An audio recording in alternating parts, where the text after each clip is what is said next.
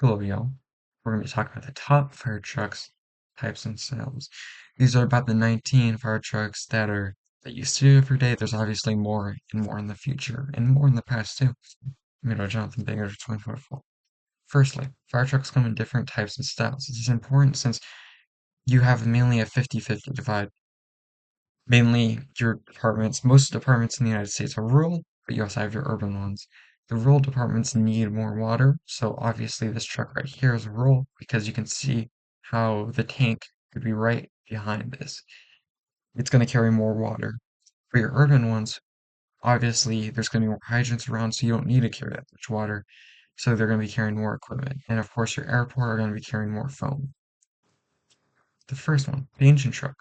This engine truck is very common. You're going to see it almost every day if you see a fire truck.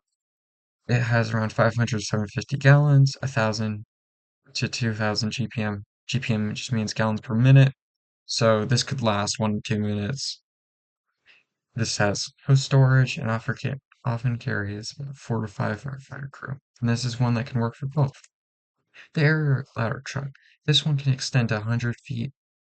The important note to note is it has a hose attachment like right there, and it's built for waterway for hose attachment. So once you extend this thing up, you can shoot water down, which is more effective on a fire than you actually going into the building. The success is high buildings and rescues for and firefighting. So you've probably seen this, maybe rescue somebody off a tall building or a tall bridge. Next, the chiller fire trucks. These are very rare, but made for old cities and very large cities with high building heights. Obviously, this one can extend higher than the previous one right here. It's mainly used for rescue operations with maybe high-rise firefighting, mainly used for rescue.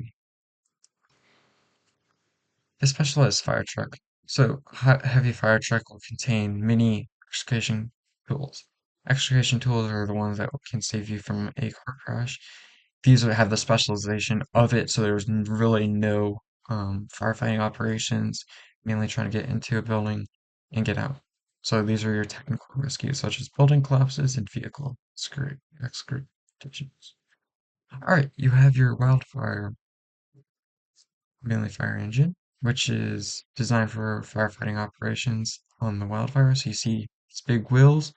These can obviously go off-road.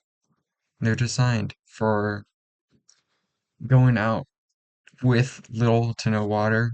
These have very small tanks, but it's just getting out there and putting water. Sometimes these have low GPMs, 50 to 100, because their wildfires aren't fought with a lot of water, just with a little bit, because you sprinkle around the area to try to change the shape of the fire.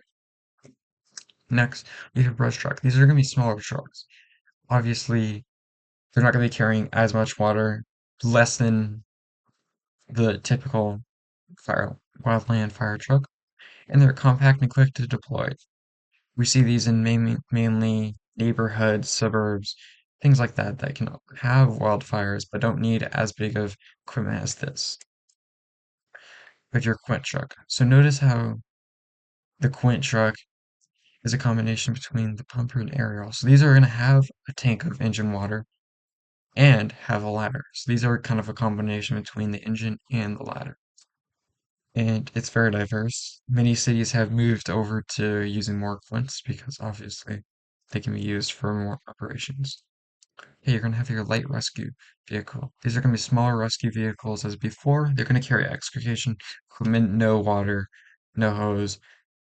They could use foam, I've seen, and they carry rescue tools. So sometimes in smaller departments, they can't pay for a big, large rescue vehicle, so they have to use this.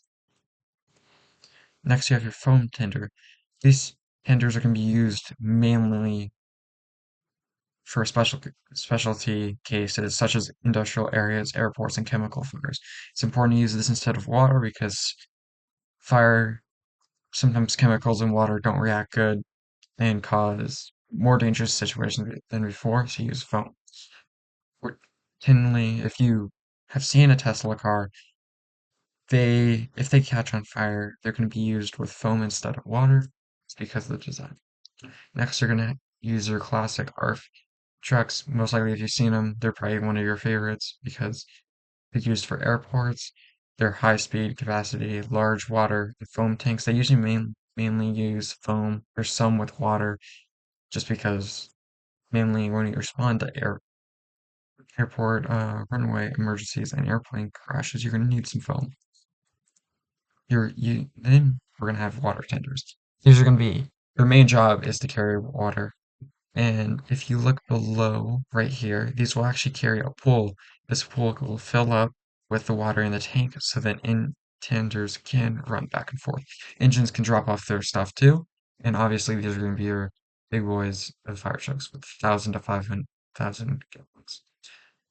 These are going to be mainly used in rural areas with large fire incidents. So these usually you have an engine and tender combination. So if you have a structure fire, you're going to drop off the engine's going to be pertaining to the fire, and the tender is going to go run back and forth. Sometimes getting water could take 10 minutes, so obviously this is going to be important. Next, you have your command vehicles. These are used very rarely. These are used for your large scenes you've seen on any national news. And these are going to be used by fire chief, incident commanders, large scale fires, and rescue operations, but also like hurricanes, deploying a operations center would be important. As you can see, most have kind of an antenna, so they're able to communicate with like other units on scene. And these are just going to make it, because obviously, if you're in the middle of nowhere and there's a large fire, you may need to position these in a base.